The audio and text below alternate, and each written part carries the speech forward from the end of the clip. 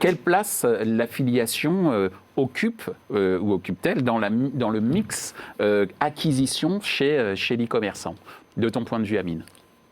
La place est toujours aussi intéressante et importante, en tous les cas je l'espère, et elle va être en progression. Donc aux derniers chiffres et dernières splits entre les différents leviers d'acquisition, l'affiliation est en progression. On parle de 10%, ce qui est quand même loin d'être négligeable.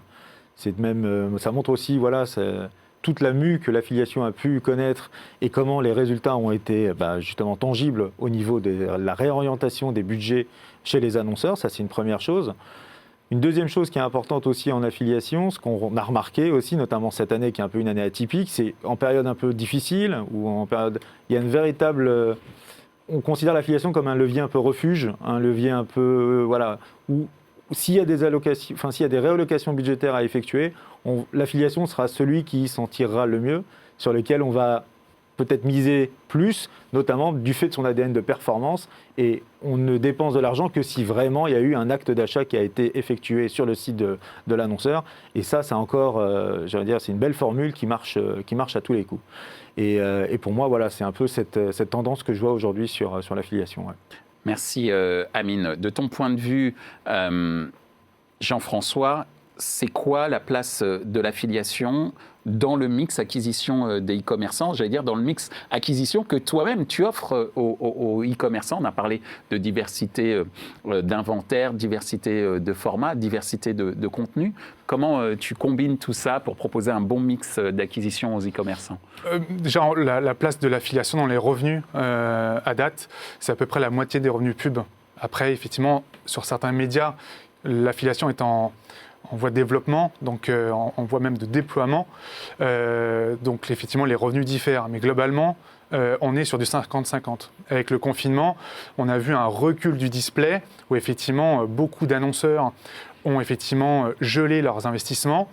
Et ça a été effectivement pour nous, l'affiliation, en fait, on ne l'a pas ressenti. Effectivement, il y a eu des coupures de budget, certains programmes qui ont coupé, des secteurs touchés comme l'automobile, comme le luxe, comme le travel, mais effectivement l'équipement, la maison, la food, les activités culturelles, ça a été effectivement des programmes d'affiliation qui ont performé, même surperformé.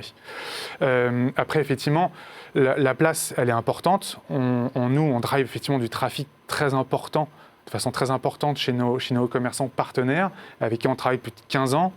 Donc effectivement, l'affiliation est un très bon modèle. Après, effectivement, c'est un modèle qui est fragile, vu qu'on est à la performance.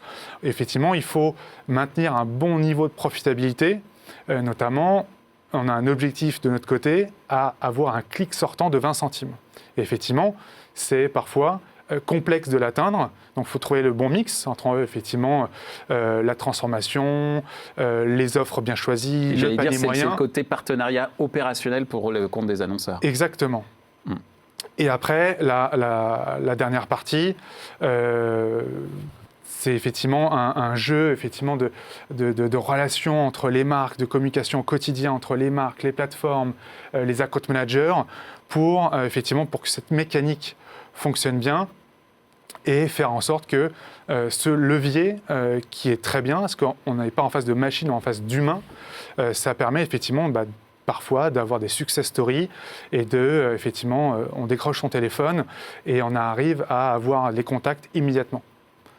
Merci Jean-François. Alors, de ton côté, Étienne, c'est quoi la place de l'affiliation dans ton mix d'acquisition aujourd'hui? Alors, nous, Conforama, on est une marque qui a une politique de prix promotionnel importante. Donc, on reste un acteur qui va voir dans son mix l'affiliation comme un levier finisseur.